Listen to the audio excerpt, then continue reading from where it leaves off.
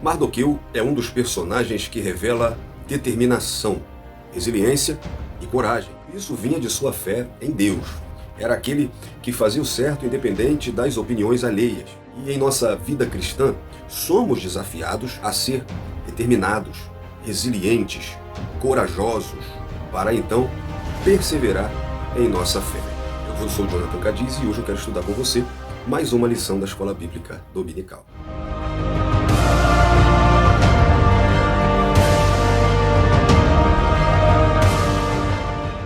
Graça e paz, meus irmãos, tudo bem? Bom dia, boa tarde ou boa noite, a depender do horário que você está entrando aqui no canal. Tudo bem com você? Deixa seu nome, deixa aí a cidade de onde você nos prestigia com a sua presença nessa aula. Hoje nós vamos para a lição da Escola Bíblica Dominical, da CPAD da classe dos adultos do terceiro trimestre de 2024, dessa revista magnífica que tem por título O Deus que Governa o Mundo e Cuida da Família, os ensinamentos divinos nos livros de Ruth e Esté para a nossa geração.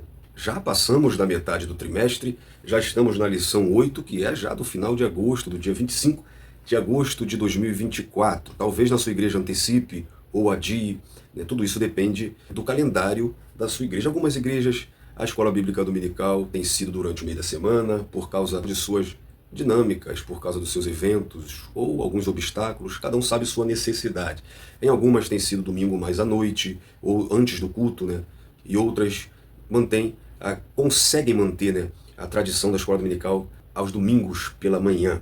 Fato é que nós estamos na lição 8, fazendo uma retrospectiva. Paramos na lição 5, o livro de Ruth, e começamos a entrar na história de Esté.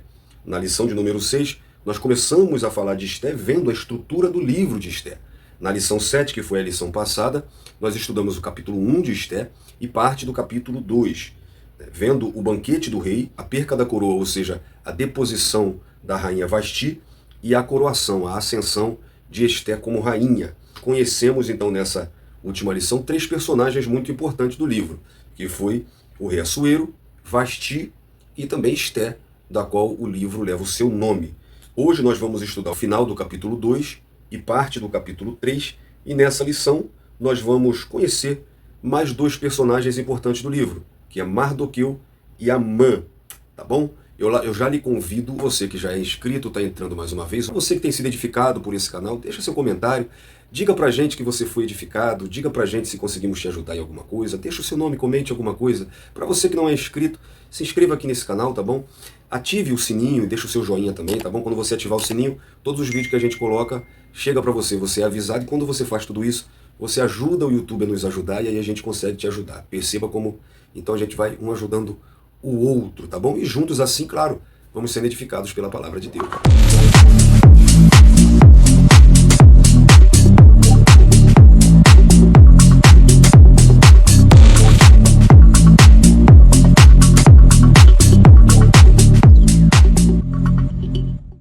A lição de hoje tem por título A Resistência de Mardoqueu. Então a lição dessa semana traz um contexto de conspiração, inveja e tramas dentro da corte persa. Nele as figuras de Mardoqueu e Amã se destacam. Mardoqueu descobre uma conspiração e faz chegar ao conhecimento do rei, poupando-lhe a vida. Inexplicavelmente, Amã aparece elevado ao cargo acima de todos os príncipes do reino. Diante desse contexto, esse capítulo tem muito a nos ensinar. Vivenciaremos contextos dominados pelas mais dramáticas tramas. Mardoqueu experimentou isso, mas ele resistiu.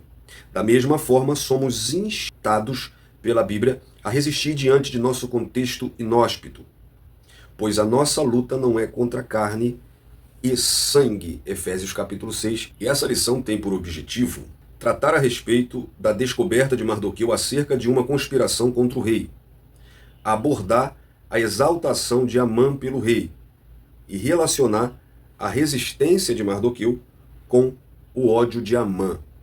Para isso nós temos como texto áureo Esté capítulo 3, versículo 3.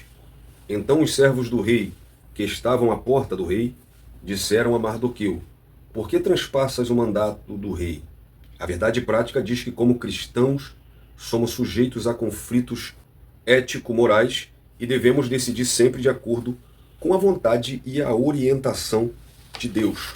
E a nossa leitura bíblica em classe está no livro de Esther, capítulo 2, versículo 21 ao 23, e também no capítulo 3, versículo 1 ao versículo 6. Vamos acompanhar.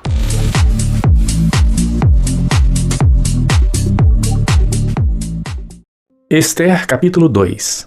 Naqueles dias, assentando-se Mardoqueu à porta do rei, 2 camareiros do rei, dos guardas da porta, Bigtã e Teres, grandemente se indignaram e procuraram atentar contra o rei Assuero. E veio isso ao conhecimento de Mardoqueu, e ele o fez saber à rainha Esther. E Esther o disse ao rei em nome de Mardoqueu. E inquiriu-se o negócio e se descobriu, e ambos foram pendurados numa forca. E isso foi escrito no livro das crônicas perante o rei. Esther, capítulo 3. Depois destas coisas, o rei Assuero engrandeceu a Amã, filho de Amedata Agagita, e o exaltou e pôs o seu assento acima de todos os príncipes que estavam com ele. E todos os servos do rei que estavam à porta do rei se inclinavam e se prostravam perante Amã, porque assim tinha ordenado o rei acerca dele. Porém, Mardoqueu não se inclinava nem se prostrava. Então os servos do rei que estavam à porta do rei disseram a Mardoqueu: Por que transgrides o mandado do rei? Sucedeu, pois, que dizendo-lhe eles isto dia após dia, e não lhes dando ouvidos, o fizeram saber a Amã, para verem se as palavras de Mardoqueu se sustentariam, porque ele lhes tinha declarado que era judeu. Vendo, pois, Amã que Mardoqueu não se inclinava, nem se prostrava diante dele, Amã se encheu de furor.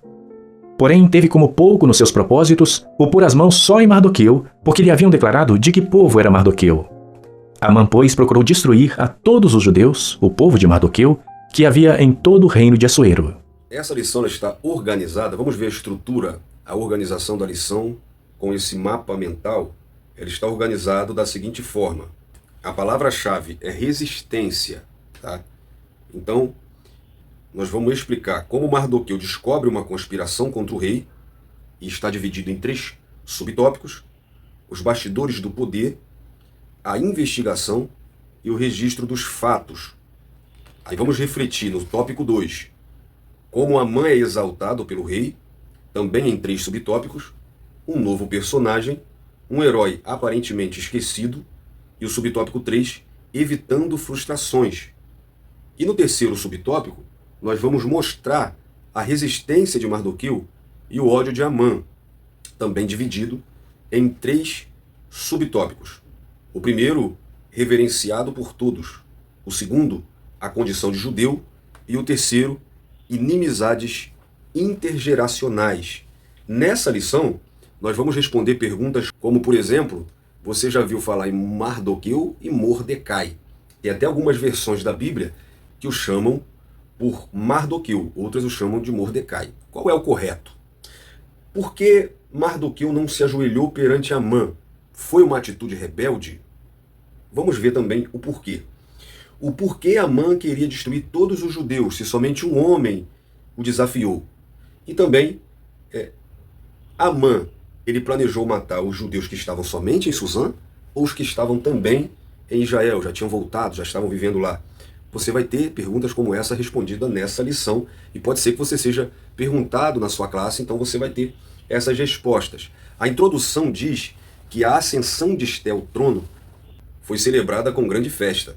Assuero decretou feriado e se mostrou muito generoso distribuindo presentes aos seus súditos. Mesmo na condição de rainha, Esther permaneceu obedecendo a Mardoqueu. Não revelou ninguém que era judia.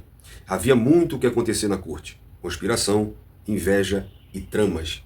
A história continua. O livro de Esther é um livro fenomenal, sensacional. Cheio de trama, cheio de conspiração. Se fosse um filme, seria um filme de ação. E vamos então continuar essa história. O tópico 1 nos mostra Mardoqueu descobre uma conspiração contra o rei, dividido nos 3 subtópicos que eu falei: os bastidores do poder, a investigação e o registro dos fatos. Vamos ver os bastidores do poder. Ambientes de poder costumam ser cercados de sentimentos facciosos, a famosa panelinha. É da natureza humana caída alimentar discórdias, intrigas e ressentimentos, os quais, quando não dissipados, levam a terríveis tragédias. Nem o meio evangélico fica isento. Isso é de origem maligna e deve ser rejeitado pelo verdadeiro cristão. O próprio Tiago, no capítulo 3, versículo 14 ao 18, ele trabalha essa questão de inveja, de amargura, de sentimento faccioso. E Tiago ele rejeita isso, dizendo que a sabedoria que vem do alto é primeiramente pura, depois pacífica, moderada, tratável, cheia de misericórdia e de bons frutos, sem parcialidade e sem hipocrisia. Né? E ele mostra que o fruto da justiça semeia-se na paz, para os que exercitam a paz. Nos dias de Assuero, 2 de seus guardas, Bigtan e Teres, ficaram muito indignados contra o rei e tramaram assassiná-lo. Mardoqueu trabalhava junto à porta do palácio e ficou sabendo do plano. Fiel ao rei, contou a Esté para que o avisasse, o que ela fez em nome de Mardoqueu, no capítulo 2, 21 e 22. O fato de ter sido promovida a uma posição elevada não envaideceu Esté. Ela não se envergonhou do primo e nem aproveitou da informação para projetar ainda mais o próprio nome. Além de permanecer obedecendo a Mardoqueu, transmitiu ao rei a informação dando-lhe o devido crédito. Esther, capítulo 2, do 20 ao 22, nós vemos que Esther transmite o recado de Mardoqueu, dando-lhe o crédito pela informação. Então Esther, além de não se envergonhar do primo, agora sendo rainha, ela também não usou a informação do primo para se engrandecer. E quanta gente faz isso? Não só no trabalho, mas às vezes até mesmo na igreja, né? Então vamos dar honra a quem tem honra, a quem é o merecedor da honra, tá? Então entra em cenário um novo personagem chamado Mardoqueu. Após o último levante de Jerusalém contra o domínio de Nabucodonosor, a família de Mardoqueu foi deportada para a Babilônia. Ele provavelmente nasceu em Suzã, cidade que se tornou uma das capitais do Império Persa após Ciro ter conquistado a Babilônia. Também herdou uma posição oficial entre os judeus, eu vou falar sobre isso, entre os judeus cativos, que o manteve no palácio mesmo após a expulsão dos babilônios. Certa feita, ficou sabendo de uma conspiração para assassinar o rei Assuero, contou a trama a Esté e salvou a vida do monarca. A vida de Mardoqueu foi repleta de desafios, os quais ele transformou em oportunidades. Quando os pais de Esté morreram, ela foi adotada por seu primo, Mardoqueu. Os próprios pais dele provavelmente haviam sido mortos e ele sentiu-se responsável por ela. Mais tarde, quando foi recrutada para o harém de Assuero e escolhida rainha, Mardoqueu continuou a aconselhá-la. Logo depois disso, ele se pôs em conflito com o segundo no comando do império, que é o personagem que vai entrar, que é Amã. Embora disposto a servir o rei, Mardoqueu se recusou a curvar-se e reverenciar o representante do rei. Amã ficou furioso, por isso ele planejou matar Mardoqueu e todos os judeus. Seu plano se tornou lei para os medos e os persas, e parecia que os judeus estavam irremediavelmente condenados. A grande honraria que o rei proporcionou a Mardoqueu arruinou o plano de Amã de pendurá-lo na forca. Deus havia preparado uma eficiente estratégia contra o qual o plano de Amã não poderia prevalecer. Esse é um comentário da Bíblia de Estudo de Aplicação Pessoal. Agora, lendo sobre Mardoqueu, me vem uma pergunta. O seu nome é Mardoqueu ou Mordecai? Tem Bíblia que está Mardoqueu, tem Bíblia que está Mordecai, tem gente que fala Mardoqueu, tem gente que fala Mordecai, né? Qual é o certo? Os dois, porque Mordecai é o seu nome no hebraico e Mardoqueu é o seu nome transliterado no português. Então se você falar Mordecai ou Mardoqueu, todos os dois estão certos, porém a revista está o tratando como Mardoqueu, já que é o seu nome em português. Então evite falar Mordecai quando você estiver dando a sua aula, não confunda a mente dos seus alunos, ou explique-os essa diferença dos nomes, mas use Mardoqueu, porque é o nome que está na revista, tá bom? Agora, fato é que Mardoqueu ele vivia na porta do palácio. E aí você pode confundir Mardoqueu com algum tipo de necessitado, algum tipo de pedinte. Eu mesmo olhava para Mardoqueu dessa forma. Alguém que vivia na porta vigiando Esté, vivia na porta do palácio como se fosse alguém que não tinha o que fazer, alguém que estava ali pedindo. Por exemplo, no capítulo 2, versículo 21, diz que ele vivia no portão do rei. Agora, eu quero te chamar a atenção para algumas coisas particulares. Por exemplo, o capítulo 2, versículo 21, diz que ele vivia no portão, né, do rei, do palácio. Agora, quando a gente vai ver a estrutura desse palácio, quando a gente vai ver aonde se situava, por exemplo, capítulo 1, versículo 2, diz que naqueles dias sentando-se o rei Assuero, o seu trono de seu reino, que está na cidadela de Suzã, ou seja, na fortaleza de Suzã.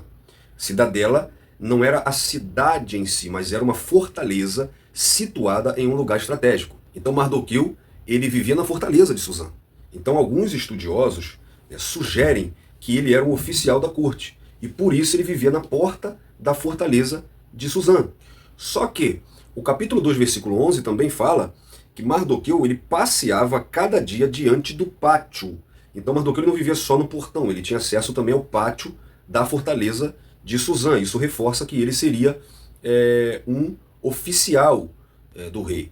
Então, se Mardoqueu era o oficial do rei, ele não seria obrigado perante a lei a se ajoelhar. Era mais uma questão formal. É a nossa continência que nós temos hoje. Naquela época, a continência era se ajoelhar. Então, era considerado uma falta de respeito. Mas vamos chegar lá. O subtópico 2 fala sobre a investigação. A atitude de Esté se revelou não apenas eticamente correta, mas também revestida de prudência. Embora possivelmente ela não imaginasse, houve uma investigação prévia para apurar a informação. Descobrindo-se que, de fato, havia um plano homicida em andamento, Bigtan e Teres foram enforcados, no versículo 23. Mardoqueu certamente buscou certificar-se da conversa que ouviu, antes de transmiti-la a Esté. O rei, mesmo ouvindo da rainha, teve o cuidado de apurar a informação. É uma questão de justiça. Nesse ponto, Assuero agiu como um líder sensato e não exerceu o poder de forma precipitada. Mesmo sendo confiáveis as fontes, como no caso de Mardoqueu e Esté, é conveniente que se busque comprovar toda acusação para não cometer injustiça. O livro de Êxodo, capítulo 23, versículo 7, de palavras de falsidade te afastarás, e não matará o inocente e o justo, porque não justificarei o ímpio. E Provérbio 17, versículo 15, o sábio diz: o que justifica o ímpio e o que condena o justo, abomináveis são para o Senhor, tanto um como o outro. Agir com base apenas no ouvir dizer estimula fofocas e torna o líder suscetível a manipulações. Vou reforçar e repetir o que eu tenho falado em todas as lições. Essa lição é muito boa para você aplicar a problemas cotidianos das nossas igrejas. Tá? Nós já falamos em feminismo, em relacionamento de sogra com nora, relacionamento de patrão com empregado, abuso sexual. Estamos falando muito sobre relacionamento entre casais, né, relacionamento conjugais. Então aqui, né, a gente vai ver sobre a questão da investigação, da apuração, que pode, pela falta disso, ocasionar em fofoca. E isso nós vemos muito, infelizmente. A denúncia de Mardoqueu não foi criada por ele, mas foi algo que ele ouviu a trama. Ele não ouviu dizer, ele viu diretamente da fonte. E repare que a denúncia de Mardoqueu não foi prontamente acatada. Tá? Não foi aberto um inquérito sem que antes se houvesse uma investigação. Capítulo 2, versículo 23, na Nova Almeida Atualizada, diz que o caso foi investigado. Então, o caso literalmente foi investigado. Houve uma denúncia, o fato foi concreto e só foram tomadas providências quando constatada a veracidade dos fatos. Cuidado com esse negócio de me contaram, ouvi falar e etc. Sabe, fazer uma informação sem ter certeza, tendo certeza já não é bom. Né? Por que não nos resguardarmos mais em passar a informação para frente? Mesmo sendo verídica, por que não guardarmos mais as informações para a gente? Principalmente sendo duvidosa. Provérbios 18, 17. O que primeiro começa o seu pleito justo parece, mas vem o seu companheiro e o examina. O sábio está dizendo assim, quem começa a conversa até parece que está falando a verdade, mas quando alguém investiga é que se comprova, e às vezes é mentira. O Provérbios 10, 18, o sábio também diz, o que encobre o ódio tem lábios falsos, e o que difama é um insensato. Cuidado com a calúnia, cuidado com a difamação. Gente, hoje a reputação de nossos irmãos estão sendo jogados no lixo, sabe? O que parece pouco para a pessoa. Falar, defamar, denegrir uma imagem, sabe? Isso acaba com o ministério, até com a vida da pessoa, com o casamento, com tudo, gente. Então temos que tomar cuidado quando formos falar a respeito de alguém. Tiago, capítulo 4, versículo 11, irmãos, não faleis mal uns dos outros. Quem fala mal de um irmão e julga seu irmão, fala mal da lei e julga a lei. E se tu julga a lei, já não és observador da lei, mas juiz. Então, toma cuidado. Não seja crente fofoqueiro, pelo amor de Deus. E, gente, como isso parece um câncer na igreja, uma doença que se alastra. Paulo está formando Timóteo como pastor jovem, e um dos conselhos que ele dá a Timóteo no capítulo 2, versículo 16, evita os falatórios profanos, porque produzirão maior impiedade. Então, aprendamos a nos resguardar sejamos aptos a ouvir e tardio ao falar, principalmente sem certeza. Porque existem situações que o caso tem que ser levado à frente. Existem situações que o caso tem que ser resolvido, mas só leve à frente se você tiver certeza e provas. Paulo fala, eu não aceito nenhuma acusação contra qualquer presbítero sem testemunha e prova. Jesus disse que se você vê o teu irmão pecando, vá até o teu irmão, fale com ele. Se ele não te ouvir, chame 2 testemunhas. Vá e apresente o caso. Ou seja, tem que ser algo concreto, que você já tenha falado com a própria pessoa, e se ela não quiser ouvir, você vê que está ferindo o corpo de Cristo, você tem que ter prova e testemunha. Hoje, tem gente ganhando dinheiro com fofoca. Internet, então, programa de fofoca, site de fofoca, tem canal no YouTube e nas redes sociais de fofoca gospel. E como tem gente que gosta de ver essas coisas. Gente, fofoca gospel, fofoca de crente. Pelo amor de Deus. Vamos tomar cuidado então com isso e vamos para o subtópico 3. O registro dos fatos. Desde a antiguidade, era costume registrar os fatos ocorridos no cotidiano das cortes.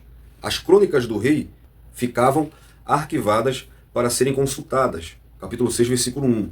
O ato de fidelidade de Mardoqueu e a importância que teve para o rei e seu reino ficaram registrados. Com ou sem registro humano, devemos sempre fazer a vontade de Deus, sabendo que diante dele todas as nossas obras estão escritas. O salmista diz isso no Salmo 139, versículo 16. O autor aos Hebreus, capítulo 4, versículo 13. E não há criatura alguma encoberta diante de Deus. O Apocalipse, capítulo 20, versículo 12, mostra o livro da vida, como as obras de cada pessoa estão naquele livro, diante do trono de Deus. Lembrando sempre que no livro de Esther, Deus está agindo nos bastidores. Mesmo sem ser mencionado, Deus é visto nas entrelinhas do livro de Esther, agindo para cumprir seus propósitos. Então tudo que está acontecendo, está cooperando para o bem daquele que serve a Deus. Deus não está dormindo e deixando a história solta. Bel prazer, Deus está vendo tudo. E ficou na memória do homem. Mas o mais importante é isso. O mais importante é que as nossas ações estejam na memória de Deus. Os persas, assim como os impérios antigos, eles tinham costume, lá no capítulo 6, versículo 1 do livro de Esther, vai fazer menção a isso. Naquela mesma noite fugiu o sono do rei, então mandou trazer o livro das memórias das crônicas, e se leram diante do rei. Então era de costume se registrar tudo. E o fato, o bom ato de Mardoqueu, não foi recompensado no momento, mas foi registrado. Então ficou na memória do homem. Mas o que eu disse, o mais importante é ficar na memória de Deus. Lá em Atos 10, versículo 4, o anjo chega para Cornélio e diz: as tuas orações e as tuas esmolas têm subido à memória de Deus. Deus tem memória. Os teus atos estão guardados na memória de Deus. Pode o homem esquecer. A única coisa que Deus faz questão de esquecer é do pecado de alguém que se arrepende. Ele diz, do vosso pecado não me lembrarei mais. Não é por amnésia, é porque ele não faz questão de lembrar. Agora, os teus atos de bondade, o teu arrependimento, as tuas ações, está gravada na memória de Deus. Pode o homem esquecer, mas Deus não esquece. Se for do propósito de Deus, para cumprir o propósito de Deus, no momento certo, Deus fará ser lembrado. Ele fez isso com José. José interpretou o sonho do padeiro e do copeiro. O padeiro morreu, mas o copeiro viveu e prometeu se lembrar de José, lá em Gênesis capítulo 40. E você vê lá no versículo 23 que no momento bom, no momento que foi liberto, o copeiro simplesmente esqueceu de José.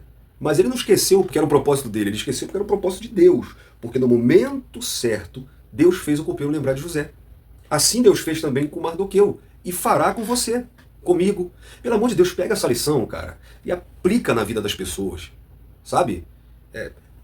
Pega isso e entrega para a pessoa, mostrando para ela o que ela vai fazer com essa lição. Então você tem que acender a fé das pessoas. Dizer para as pessoas que Deus vai lembrar no momento certo. Deus não esquece, porque Ele não é homem para que minta, Ele não é filho do homem para que se arrependa. Deus tem memória e a memória de Deus não é curta. Deus, Ele tem todas as nossas ações registradas. Sejam boas ou sejam más. Então, para esse primeiro tópico, fica a lição de que Mardoqueu demonstrou um ato de fidelidade ao rei ao descobrir uma conspiração contra a coroa. E agora no tópico 2 vai entrar uma nova personagem. Amã é exaltado pelo rei. Subtópico 1, um novo personagem. Subtópico 2, um herói aparentemente esquecido. E subtópico 3, evitando frustrações. Um novo personagem, uma nova personagem. Amã era muito rico, como diz Esté capítulo 3, versículo 9. Já entra em cena sendo elevado por Assuero acima de todos os príncipes do reino. Aqui já estamos no capítulo 3, tá? No versículo 1. Identificado como Agagita, Flávio Joséfo afirma que Amã era uma malequita. Nós vamos ver aqui no livro História dos Hebreus. Um povo historicamente inimigo de Israel. Êxodo 17, 8 ao 13 e Números 24, 7. O termo Agagita costuma ser associado a Agag, o rei amalequita mencionado em 1 Samuel 15, 2, 8 e 33, onde Samuel mata esse rei. Versões bíblicas como a NVI e NTLH apresentam Amã diretamente como descendente de Agag. O Flávio Joséfo, ele fala no seu livro História dos Hebreus, no livro 11º, no capítulo 6, onde ele está falando sobre o Império da Pérsia, sobre a história de Esté, na página 521, um amalequita chamado Amã, filho de Amedata, desfrutava de tal prestígio que, quando entrava no palácio, os persas e os estrangeiros eram obrigados, por ordem do rei, a se prostrar diante dele. Então, Flávio Joséfo, ele é bem direto em chamá-lo de amalequita.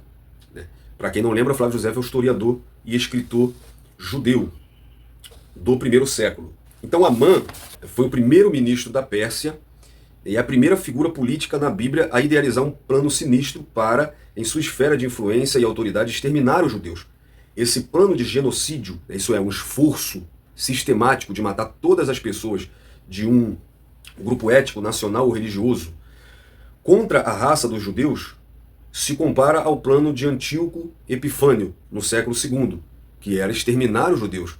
Ele invadiu Jerusalém, derrubou as muralhas, destruiu o templo, profanou o templo, e como também aos perversos planos de Adolf Hitler, que você sabe foi um neonazista alemão que perseguiu e matou os judeus no Holocausto. Eu vou deixar esse assunto um pouco para a próxima lição, que nós vamos falar sobre o Holocausto e sobre a perseguição contra os judeus, chamado de antissemitismo.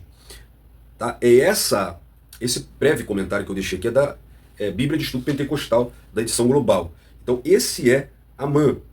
Amã, ele era rico e influente. No capítulo 3, no versículo 9, ele já aparece sendo exaltado, e quando ele é ofendido pela atitude de Mardoqueu, ele oferece 350 toneladas de prata e de ouro para o tesouro do rei. Ele oferece uma fortuna para o rei assinar um decreto contra os judeus.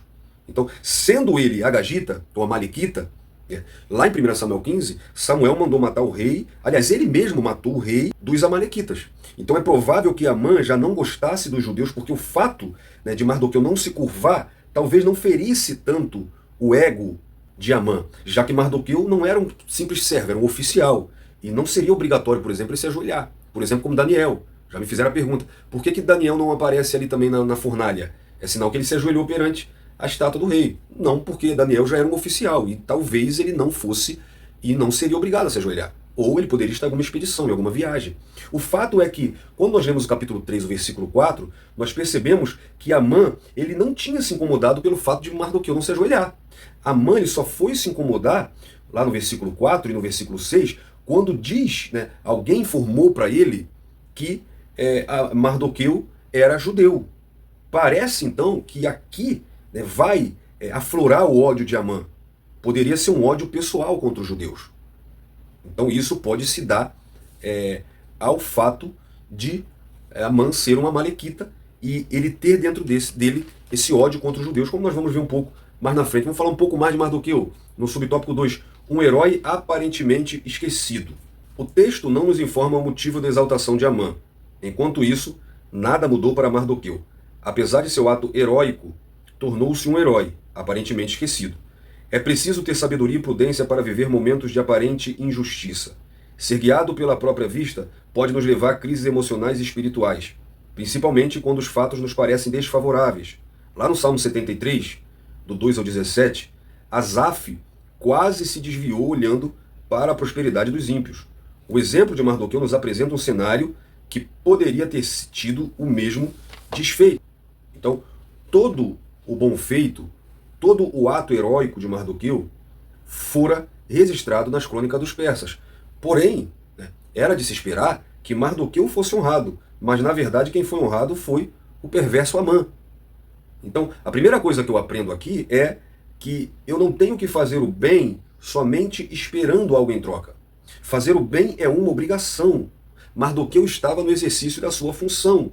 Então, se nós examinarmos, Mardoqueu não estava fazendo nada além da sua obrigação. Recompensas podem vir, mas não podem ser o que nos movem a fazer o bem. A segunda coisa que eu aprendo é ter sabedoria e prudência diante das injustiças. Quantos se desviam por causa de uma injustiça dentro da igreja? Igreja é feita de pessoas falhas e até o seu pastor é falho. E ele pode sim cometer uma injustiça.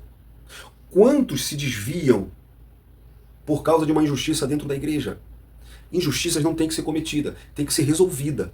Você não pode deixar a Deus por causa da injustiça dos homens. O próprio apóstolo Paulo diz, se o homem for infiel, isso anula a fidelidade de Cristo. Quantos pedem demissão, mudam de igreja, entram em crises, em depressões, etc., por causa de injustiças cometidas? Então eu aprendo que nós temos que ter prudência e sabedoria para lidar com as injustiças. Seremos injustiçados. Em dado momento, pode ser em coisa não tão grave ou em coisa grave. Nós podemos ser injustiçados nessa vida. E precisamos ser calçados em Cristo e ter prudência e sabedoria. A terceira coisa que eu aprendo com isso é que você não está esquecido, como eu falei um pouco. Deus no oculto está agindo. Não era a hora de Mardoqueu ser exaltado. Olhando com a ótica humana, estava na hora de Mardoqueu ser exaltado, mas a ótica divina não enxerga com as nossas lentes embaçadas. Mardoqueu ele vai ser honrado sim, mas vai ser mais para frente. Como eu citei a história de José. Ele não foi lembrado naquele momento, senão não seria faraó. Ele foi lembrado no momento certo. Então, mais para frente, nós vamos ver Mardoqueu ser honrado. Nós vamos ver que o momento dele chega, no momento certo. Deus age no momento oportuno. Então, tira essas lições para as nossas vidas. E, principalmente, faça o bem não esperando algo em troca. Faça o bem como uma obrigação. Até porque no próximo subtópico, nós vamos aprender, nesse sentido, a evitar as frustrações. Então, o subtópico 3 fala sobre evitando frustrações. Quando nutrimos altas expectativas, nos tornamos sujeitos a muitas frustrações. Mardoqueu era servo do rei, mas não tinha acesso direto ao palácio. Para alertar Assuero da conspiração, precisou de que Esté levasse a informação no capítulo 2, 22. Mardoqueu não pertencia ao primeiro escalão real e permaneceu exercendo a mesma função de antes, não se abalando emocionalmente. A Bíblia nos ensina a nos contentar com o que temos e não viver ambicionando coisas altas. Hebreus 13, 5. Como também Romanos 12, 16, nós vamos ler mais para frente. Considerar merecer mais do que tem gera constante insatisfação e não contribui em nada para o nosso progresso. Então, como eu disse, temos que fazer o bem sem esperar algo em troca. Esperar algo em troca não pode ser a motivação do crente fazer o bem. E precisamos fazer o bem sem expectativas que vão nos gerar frustrações. Nós precisamos aprender a nos contentar. E aí eu quero ler com você o Hebreus, capítulo 13, versículo 5, que diz: sejam vossos costumes sem avareza, contentando-vos com o que tendes, porque ele disse, não te deixarei, nem te desampararei. Paulo diz a Timóteo que nada trouxemos para esse mundo, e de sorte que nada levaremos dele. Tendo com o que comer e nos vestir, estejamos contentes. Ou seja, se contenha com o que você tem. Não é ser acomodado, não é deixar de buscar mais, não é querer crescer na vida, mas saiba o teu momento, saiba que se hoje é isso que você tem, você precisa viver com isso, cuidado com as expectativas que vão aflorar no seu coração, frustrações. Não é você esperar só coisa ruim, pelo contrário, quem sonha grande nunca se decepciona. Porque quando a sua mente ela é grande para entender o que Deus tem para a tua vida, você entende qual é o teu momento, o que você está vivendo no hoje. Como seria Davi, que já tinha sido ungido a rei, mas teve que ser perseguido pelo rei que já tinha sido reprovado por Deus? Saiba o teu momento. Então, termina o capítulo 2 com Mardoqueu salvando o rei. E no capítulo 3 começa com Amã sendo exaltado.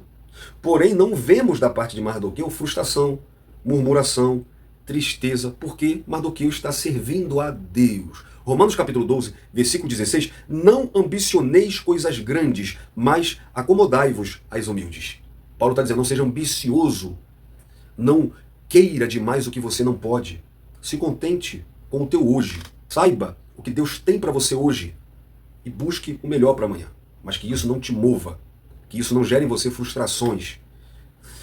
Então, enquanto Mardoqueu foi aparentemente esquecido, o rei honrou Amã elevando-o ao posto mais alto da corte. E aí nós entramos na última parte da nossa lição, no tópico 3, que agora vai mostrar a resistência de Mardoqueu e o ódio de Amã, dividido no primeiro subtópico, que fala sobre reverenciado por todos, o subtópico 2, a condição de judeu, e o subtópico 3, inimizades intergeracionais.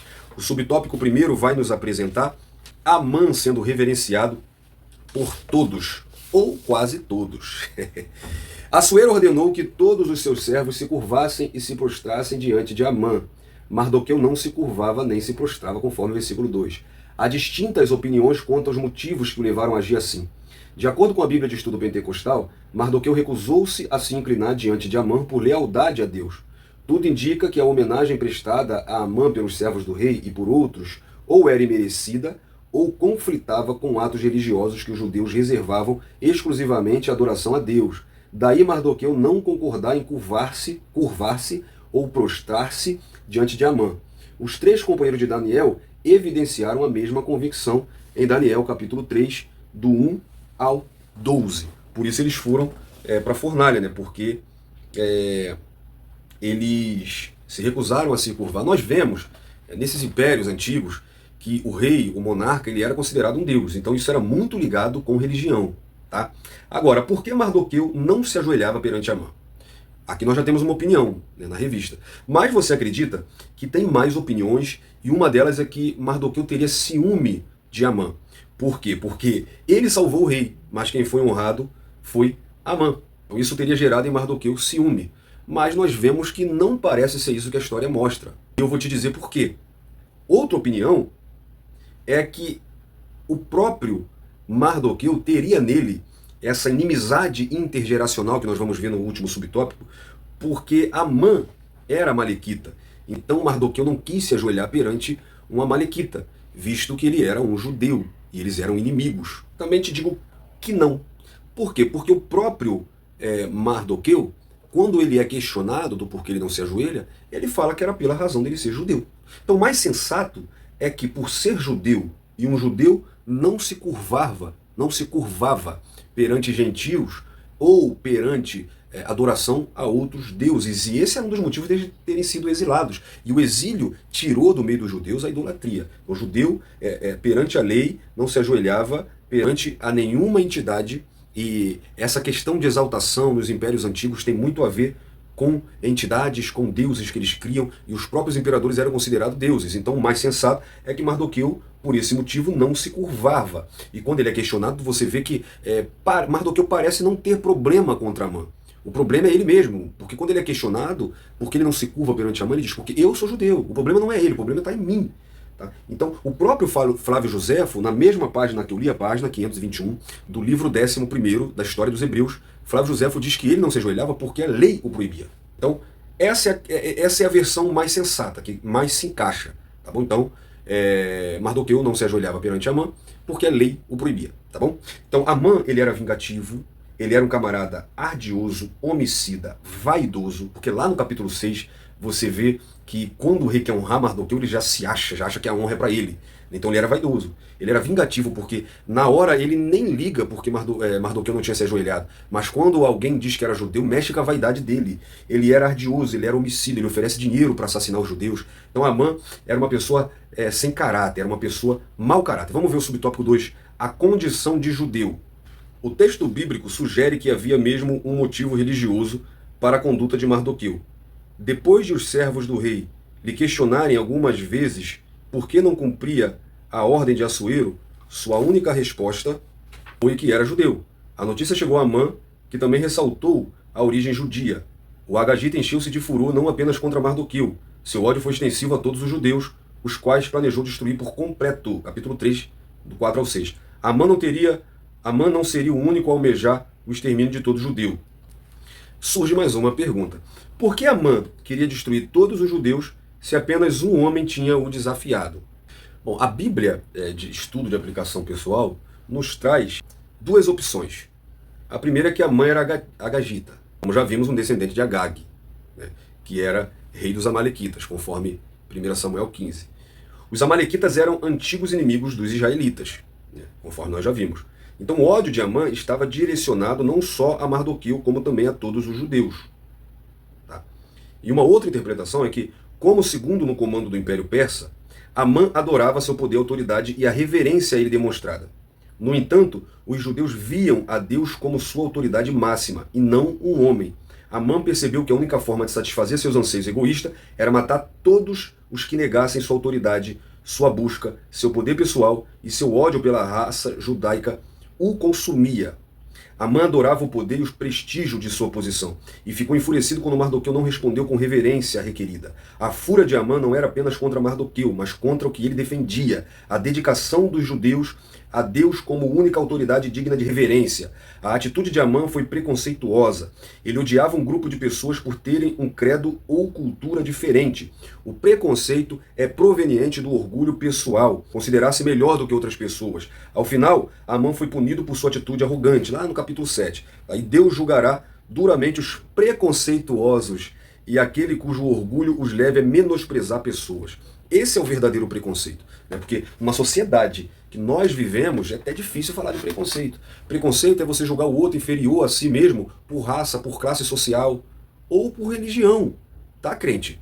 Você pode tratar as pessoas bem mesmo sendo de outra religião. Tá? Ser cristão não é tratar os outros mal. Tá? Jesus sofreu preconceito porque era de Nazaré. Os samaritanos sofriam preconceito da parte dos judeus, etc. Então a Bíblia ela não apoia o verdadeiro preconceito. Por que eu digo assim? Porque hoje esse termo tem sido relativizado, esse termo tem sido banalizado. Então a gente tem que tomar cuidado. Por exemplo, o racismo hoje, ele vai servir de um branco contra negro, ou preto, que hoje a gente nem sabe mais como dizer, mas não de um preto contra um branco. Então racismo é raça. Qualquer tipo de ódio, qualquer tipo de atitude egoísta contra alguém por causa de cor, seja branco ou seja preto, ou por religião, ou por classe social, tudo isso é preconceito, tá bom? Então, nós não aceitamos o que alguns praticam, mas nós precisamos amar essa pessoa e mostrar a verdade do evangelho para ela, sem concordar com o que ela faz, e sempre confrontando o que ela faz. Então, dá para ser cristão sem ser preconceituoso. Não dá para ser cristão preconceituoso, como também não dá para ser cristão se misturando com o que o mundo faz. Porque essa ideia, por isso que eu estou dizendo, é uma ideia complexa, e eu quero falar um pouco sobre isso na nossa conversa sobre EBD, porque, de um lado, tem cristão preconceituoso. Tá? Por exemplo, com o homossexual. Porque o cara é homossexual, eu nem sento do lado dele no ônibus.